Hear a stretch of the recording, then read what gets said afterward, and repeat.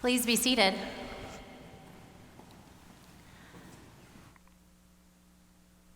Today's gospel is a snippet of one of my favorite stories of healing, wholeness, and relationship.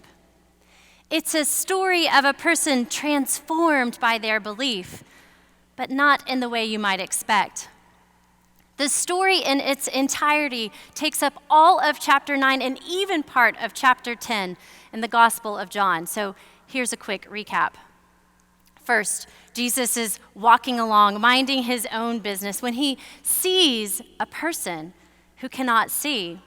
Jesus sees a person many would not have seen during a time when difference was cause for distance. Then Jesus spits on the ground, makes mud with his saliva in the dirt, and spreads it on the man's eyes. It's at this point that I have to wonder, what was going through that man's head? Did he even know that Jesus was coming at him with spit and dirt? He didn't ask to be healed in our text, so it's unclear what, if any, exchange Jesus and the man might have had prior to getting his eyes caked with mud. As Jesus does his thing, he tells the man to go and wash in a pool called Siloam. And for folks wondering at home, Siloam means sent. So Jesus sent the man to the sending pool. The man goes and he washes in Siloam, and lo and behold, he is healed.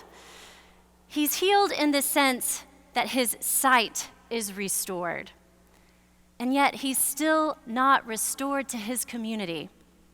Instead, folks begin arguing about whether or not this is really even him.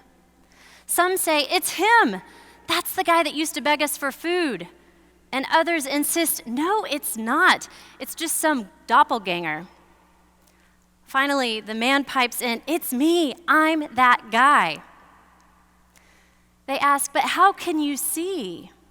And so he responds, a man named Jesus made mud, put it on my eyes, told me to wash in the pool of Siloam. I went, I washed, and now I see. They ask, where is this Jesus? And he tells them that he does not know because, remember, he hasn't seen Jesus yet.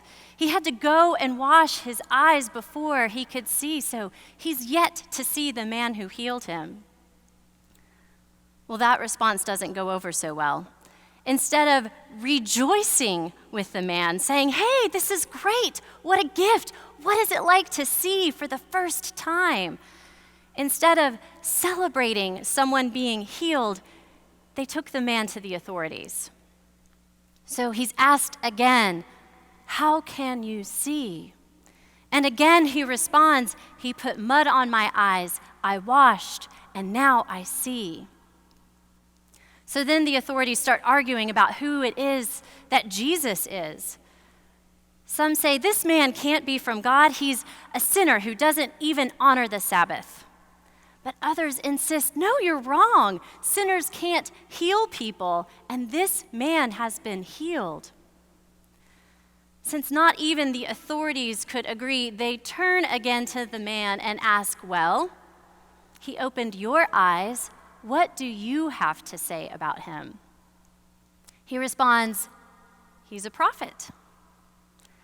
Still not convinced, they bring in the man's parents for questioning.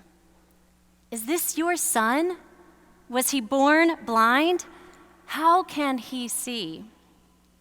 Nervously, they deflect back to their son and say, yes, that is our son, and he can speak for himself. So again, they go to the man, still missing the point that, hey, this is something to celebrate. But fearful of change, fearful of what they cannot explain, they ask the man if Jesus is a sinner. He responds, I don't know if he is or he isn't. Here's what I know. I was blind, and now I see. So again, they ask how. And again, he responds, I told you how. So they say, but we can't figure out where this man Jesus comes from, which is another way of saying we can't figure out if he's from God. We can't figure out if he's one of us. We can't figure out how we're supposed to feel about this. And then the man, flabbergasted by their ongoing arguing, testifies, "He opened my eyes." God doesn't listen to sinners. God only listens to those who obey him. If he weren't from God, I wouldn't be able to see, and we wouldn't be having this conversation. Angry and maybe a little embarrassed, they send him away.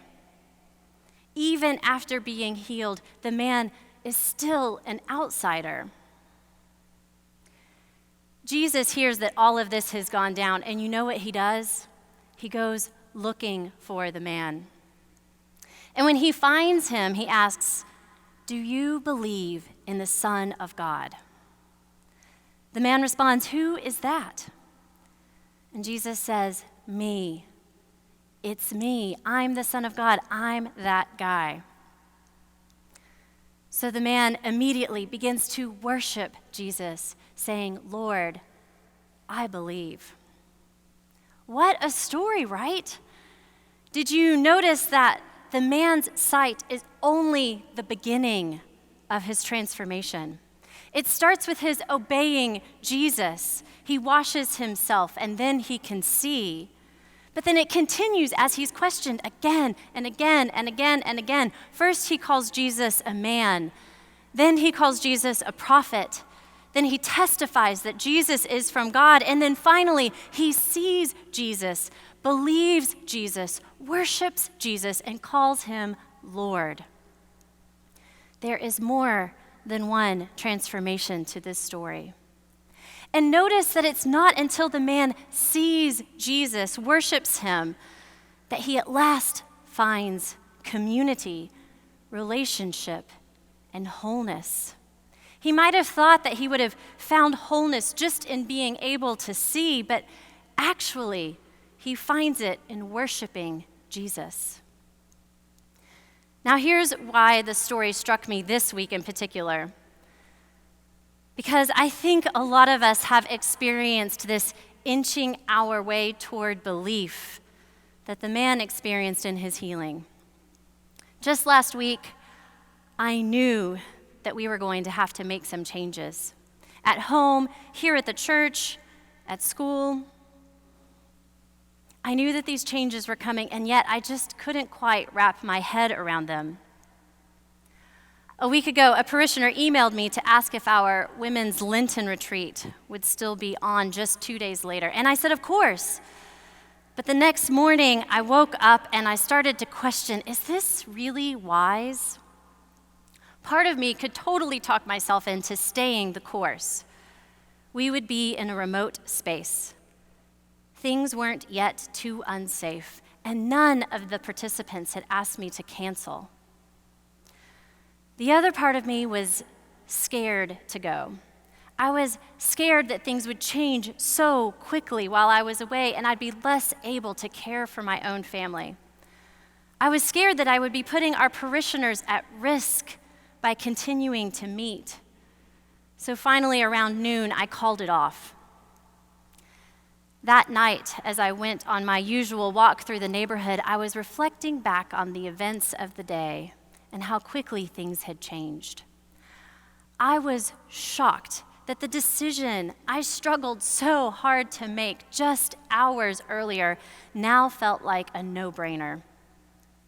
I was inching my way toward belief. I was fighting the truth even as I was embracing it until the truth was standing right in front of me, plain as day. Sometimes coming to terms with the truth is like that. Sometimes we have to answer questions again and again and again so that we can listen to what it is that we are saying to others and then realize what it is that we believe ourselves. Sometimes we have to realize that having all the answers is not where we find wholeness. which means that not having all the answers is actually okay. We find wholeness in community. We find wholeness in relationship.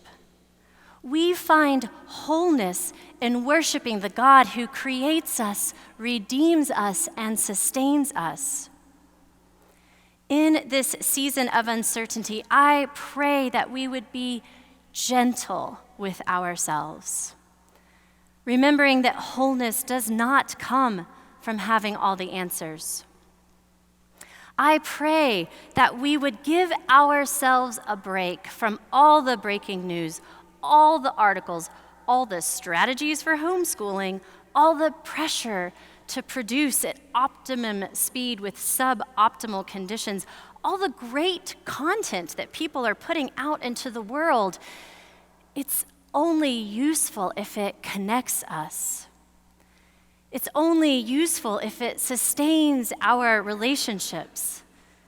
It's only useful if it helps us to integrate all the various parts of ourselves, responding to all the various demands of this season. It's only useful if it contributes to wholeness. You might botch a meeting. You might miss a deadline. You might yell at your kids. You might put on 5 pounds of stress eating. You might feel alone. You might cry. You might even get sick.